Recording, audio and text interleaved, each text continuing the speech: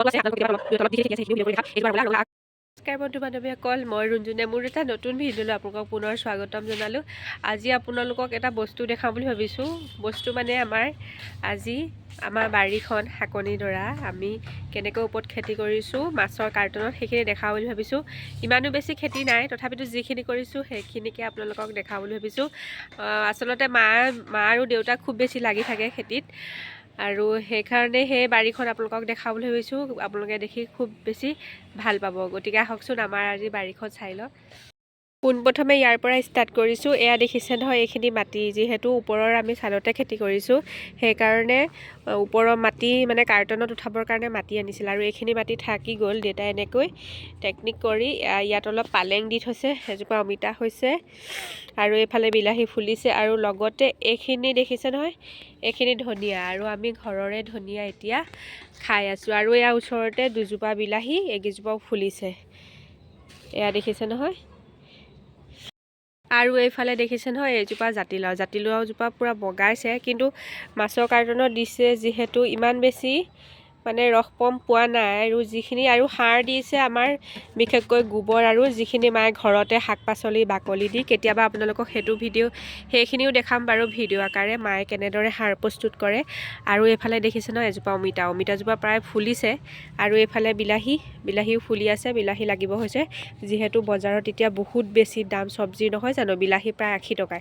সেইকাৰণে দামৰ কথা হ'ল যদিও কিন্তু সতেজ বস্তু কেতিয়াও নাপায়, সেইকাৰণে ঘৰতে। আৰু এয়া দেখিছে নহয়, ওলকবি মাছৰ কাৰ্টনত ওলকবি খাই আছোঁ বুলি ক'ব পাৰি। এয়া দেখিছে নহয় কিমান ডাঙৰ হৈছে, আৰু এনেকৈ 5টা কাৰ্টনত অকল ওলকবিয়ে, আৰু সকলোখিনি খাব পৰাই হৈছে প্ৰায়।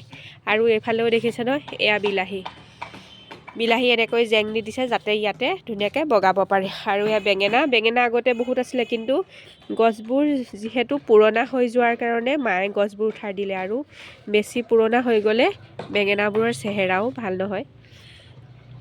দেখিছেনে, এইকেইটা চাউলৰ বস্তা হয়, আৰু ইয়াতে মায়ে আলুৰ যিটো এই যে গজালি মেলে যে, সেই গজালি দি পিনি এনেদৰে আলু ৰুই থৈছে। এতিয়া কেনেকুৱা হয় নাজানো বাৰু। আৰু এইফালে দিছে পালেং, আৰু সেইফালে লাই কেইজোপামান ৰুই থৈছে। এইফালেও এজোপা জাতিলাও বগাইছে, দেখিছে নহয় এই জাতিলাও। আৰু এইফালে আনি এনেদৰে বাঁহৰ আগ আনি দেউতাই এনেকৈ চাং দি দিছে, যাতে জাতিলাওজোপা বগাবলৈ সুবিধা হয়। আৰু এইফালে টাবখিনি ধুনীয়াকৈ ৰং কৰা হ'ল। আৰু এই যিটো থৈছিলোঁ যে টাবৰ ষ্টেণ্ডটো, সেই ষ্টেণ্ডটো দেউতা আৰু মই বনাইছিলোঁ। এনেদৰে টাববোৰ দি থৈছোঁ, যিহেতু ওপৰৰ পৰা ধুনীয়াকৈ ফুলখিনি দেখা যায়। ছাদত ৰাখিলে ফুলখিনি দেখা নাযায়, অকল আমি ঘৰৰ মানুহখিনিহে ফুলৰ যিটো সৌন্দৰ্য সেইটো উপভোগ কৰিব পাৰোঁ। এয়া দেখিছে নহয়, বহুত বেছি শুকান হৈ গৈছিলে, ফুলবোৰ প্ৰায় মৰহি গৈছিলে। এতিয়া আৰু ধুনীয়াকৈ কুমলীয়া পাত ওলাইছে, সকলোবোৰ সতেজ হৈছে। দেখিছে নহয়, এইজোপা লাও বগাইছে। যোৱাবাৰ আমি জাতিলাও বহুত খালোঁ, এইবাৰ আৰু কেনেকুৱা হয় নাজানো, চেহেৰাটো বাৰু ভালেই হৈছে। এইফালে দেখিছে এইজোপা ৰঙালাও, আৰু ৰঙালাও কাষতে দুজোপা কেৰেলা আছে, আৰু সেইফালে এজোপা বিলাহী। কেৰেলা তলতো আছে, আপোনালোকক কেতিয়াবা তলত যিখিনি খেতি আছে সেইখিনিও ভিডিঅ' কৰি দেখাম। এইজোপা ৰঙালাও আগ বহুতকেইটা খোৱা হ'ল, এতিয়া চেহেৰাটো ভালেই হৈছে। ৰঙালাও কিমান খাবলৈ পাওঁ নাজানো। সেয়া দেখিছে, ওচৰত বহুত বেছি কুকুৰে চিঞৰি আছে, আপোনালোকে সেইটো ইগন'ৰ কৰিব।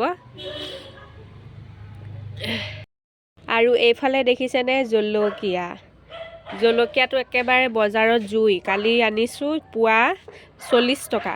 এয়া ঘৰতে জলকীয়া ৰুইছোঁ, আৰু ঘৰত খাবৰ কাৰণে 4-5 জলকীয়া যথেষ্ট নহয় জানো। এয়া মাহঁতে এনেকৈ অকল মাছৰ কাৰ্টন, আৰু ইয়াত কৈছোঁতো অকল সাৰ, গোবৰ, আৰু যিখিনি আমি গছৰ নহয়, চব্জিৰ বাকলি বা যি ধৰণৰ ফলৰ বাকলি, সেইবোৰ মায়ে ধুনীয়াকৈ দামত গোটাই, আৰু তাৰ পৰা যিখিনি ৰস হয় সেইখিনিহে ইয়াত মা ইউজ কৰে। কেতিয়াবা আপোনালোকক সেইটো মই ভিডিঅ' আকাৰে দিম, কেনেদৰে মায়ে সাৰ প্ৰস্তুত কৰিছে।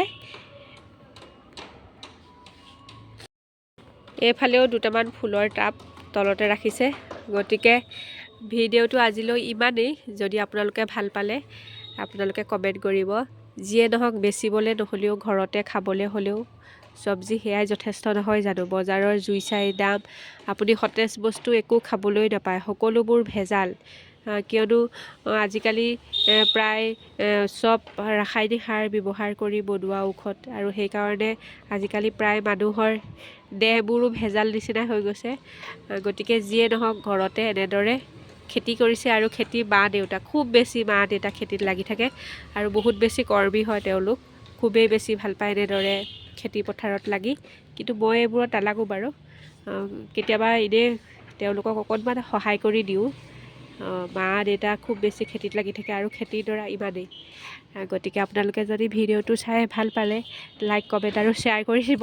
মা দেউতাক বহুত বেছি উৎসাহ দিব, তেওঁলোকে যাতে এনেদৰে খেতিত লাগি মেলি তেওঁলোকৰ দেহ মন ভালে ৰাখে, কিয়নো বহুত বেছি অসুখীয়া হয়। তথাপিতো এনেকুৱা এটা দেহা লৈ তেওঁলোকে বহুত বেছি কষ্ট কৰি থাকে, যাতে অকণমান সতেজ বস্তু ঘৰতে খাবলৈ পাওঁ, আৰু এনেদৰে খেতি পথাৰত লাগি থাকিলে দেহ মনো ভাল লাগি থাকে, নহয় জানো? গতিকে আজিলৈ আহিছোঁ তেনেহ'লে, বাই বাই।